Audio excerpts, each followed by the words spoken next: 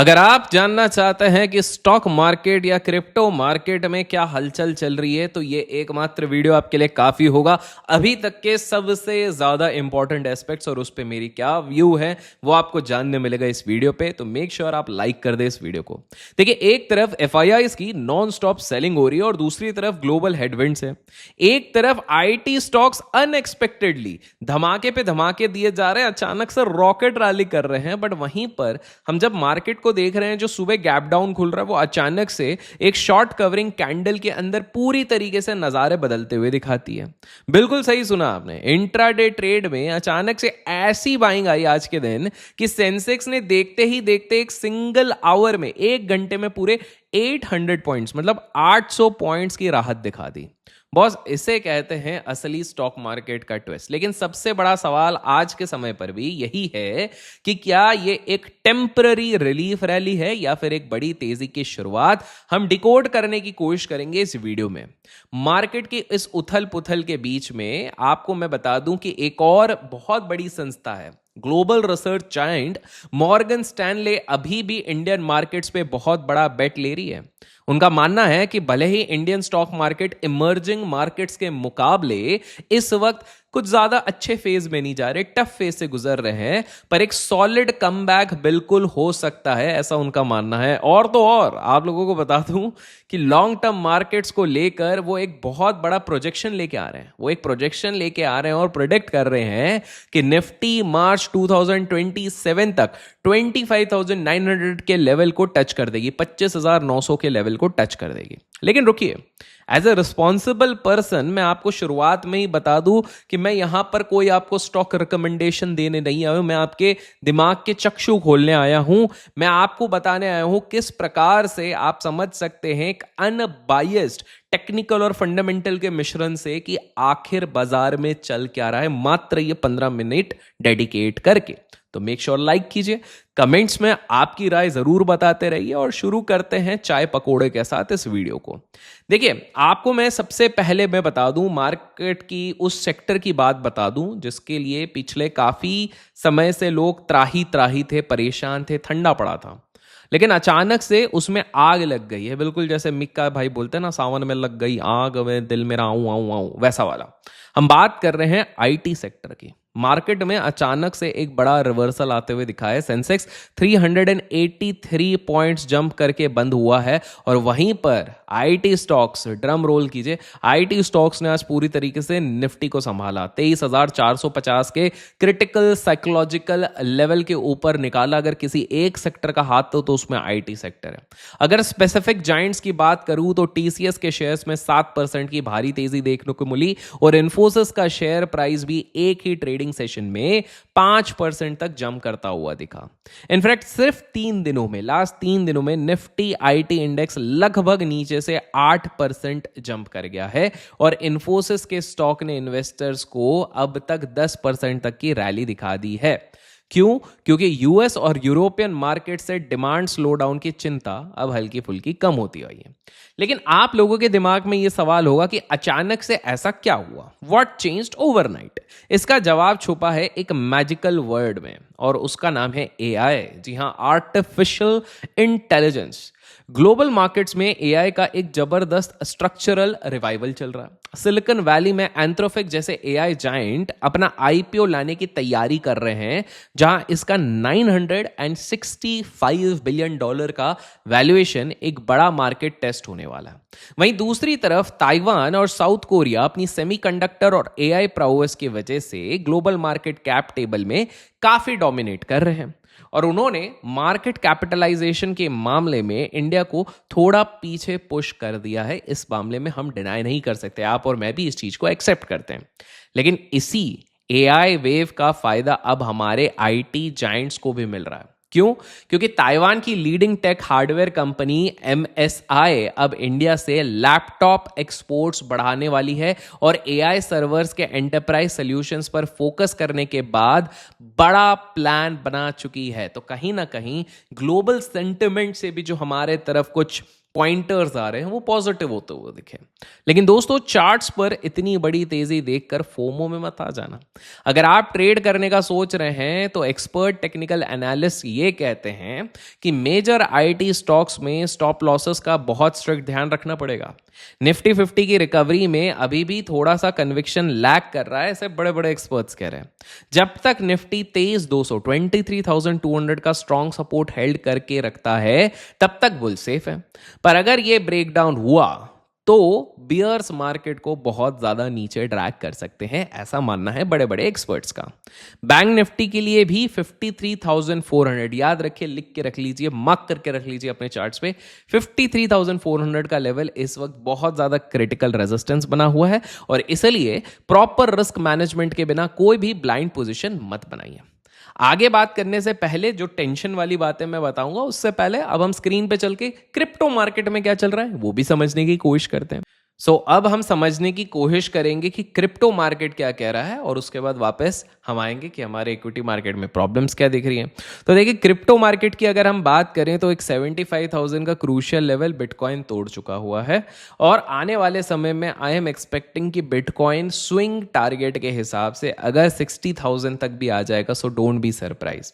हम लोगों के अगर वीडियोस को आप क्लियरफुली देखते हैं तो हमने सिंपल सा कहा था कि जब तक ये 80,000 के ऊपर नहीं जाता है तब तक बुलिश सेंटिमेंट नहीं बनते हैं क्रिप्टो मार्केट में। And as we can clearly see कहीं ना कहीं क्रिप्टो मार्केट में यहां पर हमको सेल ऑफ दिख रहा है। Sell off again global cues के कारण काफी ज्यादा बढ़ता जा रहा है और ये अगर हम देखते हैं, लेट्स टेक एन एग्जांपल, हम अगर इसको 2 आवर के चार्ट पे देखते हैं तो हमें क्लियरली दिख रहा है कि ये लोअर हाईज लोअर लोज बनाते जा रहा है। हाईज कभी भी पिछले हाई को तोड़ नहीं पा रहे हैं और लो कहीं ना कहीं अपने लोस को तोड़ते जा रहे हैं। जो इमीडिएट जो इंस्टेंट रेजिस्टेंस होगा वो करीब करीब 75,000 का होगा।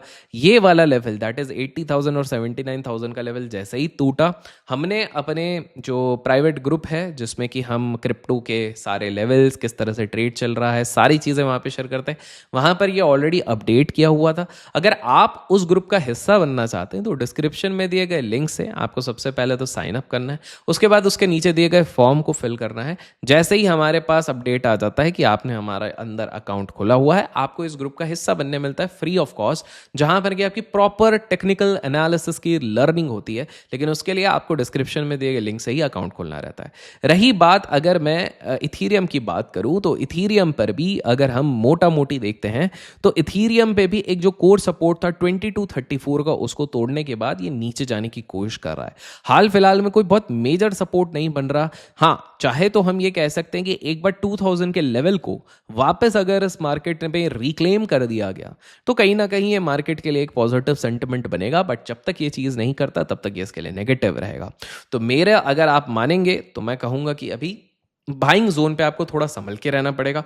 टाइम टू टाइम मैं वैसे भी आपको अपडेट करते रहूंगा, बट फिलहाल के लिए जैसे कि मैंने कहा डिस्क्रिप्शन में आपको डेल्टा एक्सचेंज का लिंक मिलेगा, आप जाके चेकआउट कीजिए। एंड अब बढ़ते हैं, समझते हैं मार्केट में और एग्जैक्टली क्या हो रहा है। अब जब क्रिप्टो मार्केट हम समझ चुके हैं, बात करते हैं थोड़ी टेंशन वाली। ग्रीन कैंडल्स जो आज इक्विटी मार्केट में बना उसे देखकर खुश होना अच्छी बात है, पर मार्केट के कोर मैक्रोस को आप इग्नोर अगर कर दोगे तो बेवकूफी वाली बात होगी। दलाल स्ट्रीट पर चल रहे इस टेम्पररी स्टॉर्म के पीछे 3 बड़े मैक्रो इकोनॉमिक विलेंस है। वो कौन से हैं? एफआईआई, ऑयल शॉक और रुपी का जो डेप्रिसिएशन है। एफपीआईज यानी फॉरेन पोर्टफोलियो इन्वेस्टर्स ने पिछले कुछ महीने में हैवी सेलिंग मचाई है और लगभग 10 साल के वर्थ की डी स्ट्रीट इनफ्लोज को पुल आउट कर लिया है, जो भी हमारी इक्विटी मार्केट में लगता है। इसी एग्रेसिव सेलिंग की वजह से शॉर्ट टर्म मार्केट मोमेंटम थोड़ा क्लाउडेड हो चुका है, थोड़ा वहां पर डर का माहौल बढ़ रहा गया। पर डोमेस्टिक इंस्टीट्यूशनल मनी की वजह से मिड कैप्स यहां अभी भी रास्ता दिखा रहे हैं। यही नहीं, रिटेल इन्वेस्टर्स के सामने एक बहुत बड़ा बैंकिंग डायलेमा रहता है। बेटिंग करें पीएसयू में या फिर प्राइवेट बैंक में। यहां एक्सपर्ट्स साफ वार्निंग दे रहे हैं कि किसी भी शॉर्ट टर्म ट्रेंड के ट्रैप में आपको नहीं फंसना। प्राइवेट बैंकिंग सेक्टर का जो सरताज है एचडीएफसी बैंक, पिछले कुछ समय में ये अपने वाईटीडी ईयर टिल डेट यानी ईयर टिल डेट में 25%, 25% गिर चुका है। मतलब पूरे साल भर तक अभी तक के हिसाब से देखें 25% गिर चुका है। अब लोग पूछ रहे हैं ये एक लाइफ टाइम अपॉर्चुनिटी है या फिर फॉलिंग नाइफ। देखिए सिंपल सा एक रूल बना लीजिए, बिना प्रॉपर ड्यू डिलिजेंस के किसी भी फॉलिंग स्टॉक को पकड़ने की कोशिश आपको कतई नहीं करनी चाहिए।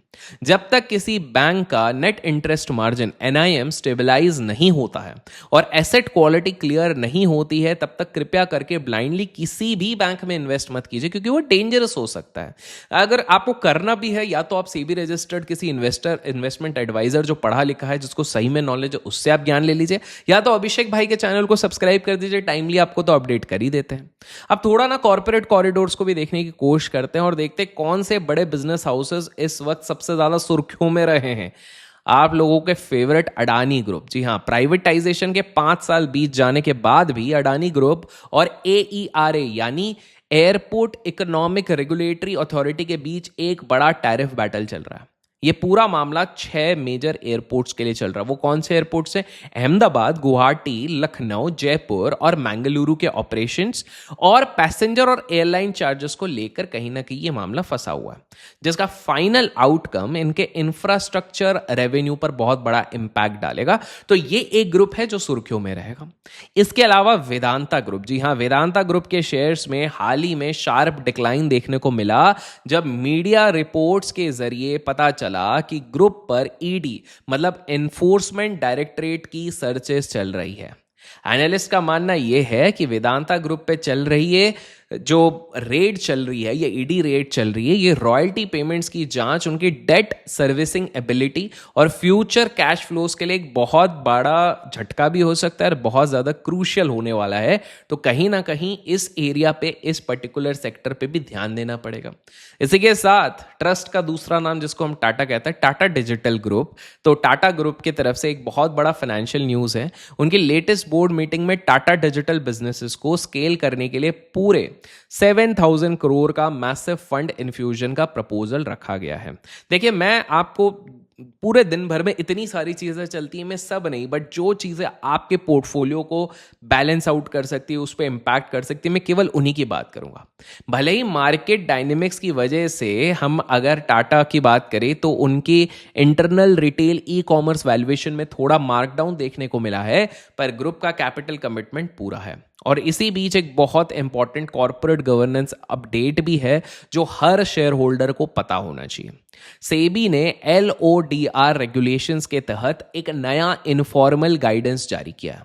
इस गाइडेंस के मुताबिक अब किसी कंपनी के प्रमोटर का कजिन भी टेक्निकल ग्राउंड्स पर इंडिपेंडेंट डायरेक्टर के तौर पर क्वालिफाई हो सकता है, अगर वो बाकी के स्ट्रिक्ट इंडिपेंडेंस क्राइटेरिया को फुल्ली मीट करता है। मतलब अगर वो सारे रूल्स एंड रेगुलेशंस जो एक इंडिपेंडेंट डायरेक्टर के पास होने चाहिए उनको क्वालिफाई करता है, तो वो बन सकता है। रेगुलेटरी फ्रेमवर्क जितने क्लियर होंगे, कॉर्पोरेट गवर्नेंस उतना ही ज्यादा बेहतर होगा। ये आपको और मुझे समझना पड़ेगा। तो दोस्तों, इस पूरे मार्केट एनालिसिस का निष्कर्ष क्या निकला है? Simple, global consumer giant Unilever के CEO ने इंडिया को लेकर एक बहुत बड़ा स्टेटमेंट दिया है कि we were late for the China party, we won't be late for the India party. यानी कि लॉन्ग टर्म ग्रोथ स्टोरी को लेकर ग्लोबल कॉर्पोरेट लीडर्स काफी ज्यादा बुलिश हैं, चाहे यूनिलीवर की बात करें या मॉर्गन स्टैनले की बात करें। यहां तक कि जो हम बोल रहे हैं, बातें बोल रहे हैं, वो कहीं ना कहीं इनोवेशंस पे बात हो रही है। अच्छा, इसी के साथ इनोवेशन की बात करें तो काफ़ी सारे स्टेट्स हो गए, वहाँ पर भी इनोवेशन की बात हो रही है। फॉर एग्जांपल, मध्य प्रदेश में गवर्नमेंट अब पब्लिक डोनेशंस पर बैक्ड यूनिक टेम्पल बॉन्ड्स लाने पर प्लान कर रही है। लेकिन शॉर्ट टर्म रियलिटी को इग्नोर नहीं किया जा सकता है। हमने इतनी सारी पॉजिटिविटी की तो बात कर दी, लेकिन थोड़ी सी नेगेटिव चीज़ें हैं जिसके बारे में मेरे हिसाब से हम लोगों को चर्चा कर लेनी चाहिए। सबसे पहले GDP के कहीं ना कहीं माना जा रहा है, एक जैसे कंपनी है सिस्टमैट्रिक्स, उनकी रिपोर्ट ये कहती है कि GDP रिविजन्स और वीक डिमांड की वजह से स्टैगफ्लेशन का रिस्क थोड़ा सा बढ़ जाता है। इसलिए स्मार्ट स्ट्रैटेजी ये होगी कि बिना प्रॉपर डाइवर्सिफिकेशन के ब्लाइंडली पैसा नहीं लगाना है। लमसम हमको कहीं पर भी अभी फिलहाल के लिए पैसा नहीं लगाना है। अगर आप लगा रहे हैं किसी भी फंड में तो 5 साल का ट्रैक रिकॉर्ड आपको देखना पड़ेगा। बिना 5 साल का ट्रैक रिकॉर्ड देखे अगर आप लगा रहे हैं इस हाई रिस्क मार्केट में, तो आप रिस्क करते हैं अपना बहुत बड़ा रिटर्न गंवाने का। बिना रेगुलेटरी डिस्क्लेमर के आपको कोई भी प्रोडक्ट नहीं बाय करना, ये सारी चीज़ों का ध्यान रखना। और जैसे कि मैंने आप लोगों को बताया, अगर आप लोगों को क्रिप्टो ट्रेड करना है तो डिस्क्रिप्शन में मैंने डेल्टा एक्सचेंज का लिंक दे दिया, मेक श्योर आप जाके चेकआउट करें। फिर मिलेंगे एक और नए वीडियो के साथ। Till then keep learning, keep growing, keep investing and keep trading.